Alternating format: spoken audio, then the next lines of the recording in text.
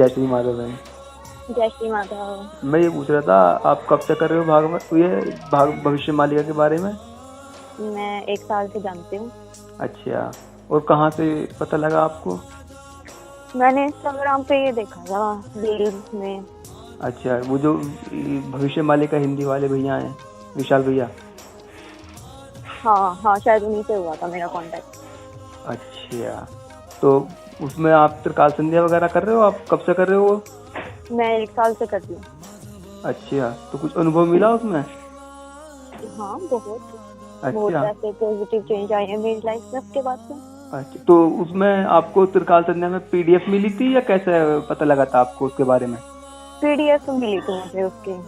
अच्छा, तो वो उसी चैनल से मिली थी?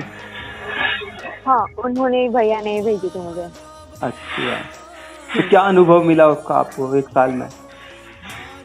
1 साल मतलब जब मैं त्रिसंध्या नहीं करती थी ना, हम्म।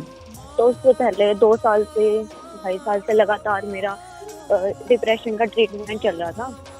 और मैं रोज गोलियां खाती थी डिप्रेशन की, और मैं नहीं खाती तो फिर मुझे एंजाइटी होने लग जाती थी, मुझे एडमिट कराना पड़ता था। मतलब पहले से तुम बीमार थी? बहुत ज्यादा। अच्छा। एंड ऐसा हो गया था कि बिल्कुल मरने को हो गई थी। ओहो। हाँ, फिर मुझे इसके बारे में पता चला ऐसे ही, त्रिसंध्या के बारे में। तो मुझे उस टाइम इतना ट्रस्ट नहीं था उस टाइम पे, तो फिर मैंने कर लिया। मैंने कहा चलो कोई नहीं, भगवान का नाम ही तो लेना है। हाँ। तो मैंने इसलिए कर लिया। यकीन मुझे था नहीं इस दम पे, लेकिन मैंने बस भगवान का नाम लेना है, सही है, भगवान से जुड़ जाऊंगी, इसलिए मैंने करना शुरू कर दिया। अच्छा। फिर धीरे धीरे मेरी लाइफ में बहुत पॉजिटिव चेंज आने शुरू हो गए। मेरे डिप्रेशन की गोलियां छूट गई मेरी।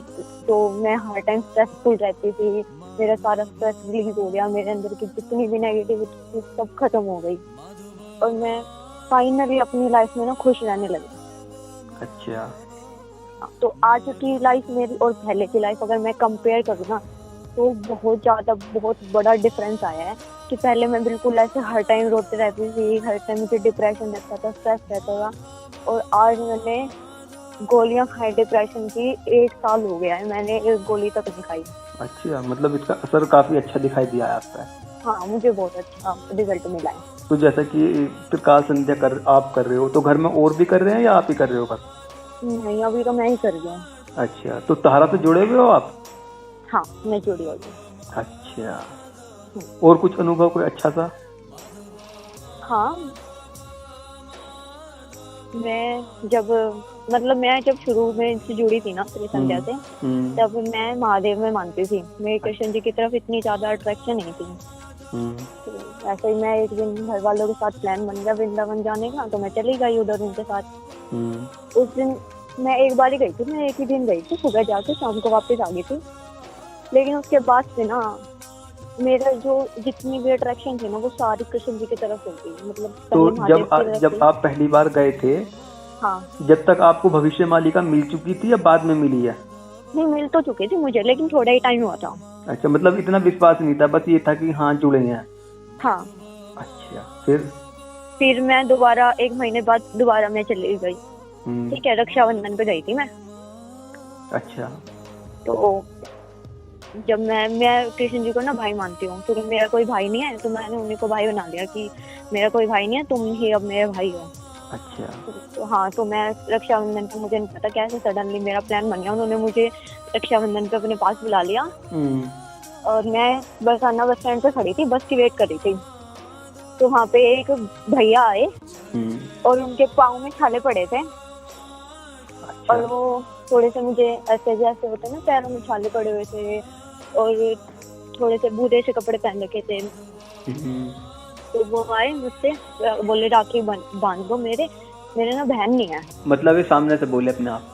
हाँ, खुद से आई और बोला कि मुझे राखी बांध दो, मैं मेरे बहन से बनवा नहीं सकता, मेरी बहन नहीं है, ऐसा कुछ बोला उन्होंने। अच्छा। तो मैंने राखी बांध दी उनको। फिर जब मैंने उनको राखी बांधी तो मेरे लिए सब नॉर्मल था कि भाई ठीक है, भैया आए, हम राखी बांध दी, खत्म बात। लेकिन जब वो जैसे ही चले गए ना वहाँ से, मेरे मन में अचानक से आया कि ये ना कोई और नहीं थे, वो मेरे कृष्ण ही थे जो मुझसे राखी बंधवा के गए हैं। मतलब मन में विश्वास हुआ। हाँ, तो फिर वो मुझे थोड़ी सी दूरी जाते दिखे, फिर वो पता नहीं कहाँ गायब हो गए। अच्छा। फिर मैंने उनको बहुत ढूंढा, मुझे नहीं मिले। फिर मैं आ गई रूम पे रात को।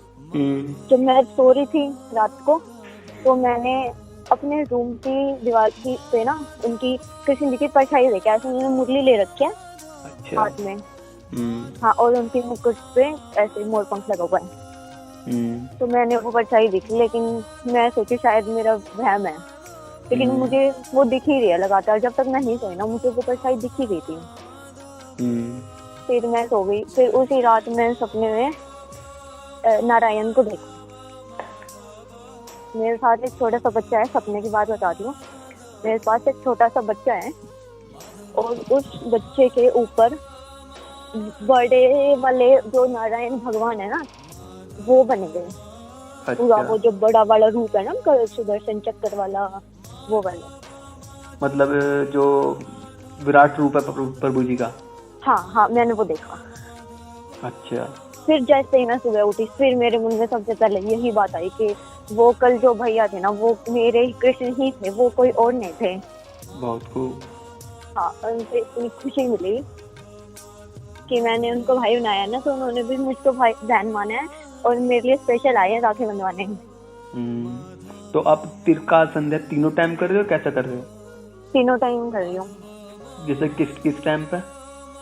जैसे मैं सुबह करती हूँ 5 बजे, फिर दोपहर में 12 से 1 के बीच में। अच्छा। और फिर शाम को 5:30 से 6:30 के बीच में। अच्छा, तो भागवत भी पढ़ रहे हो आप? हाँ, भागवत भी पढ़ रही हूँ। अच्छा, माधव नाम जप भी? हाँ। बहुत अच्छा है। चलो, आपसे मिलकर अच्छा लगा बहन। मुझे भी अच्छा लगा। जय श्री माधव। जय श्री माधव।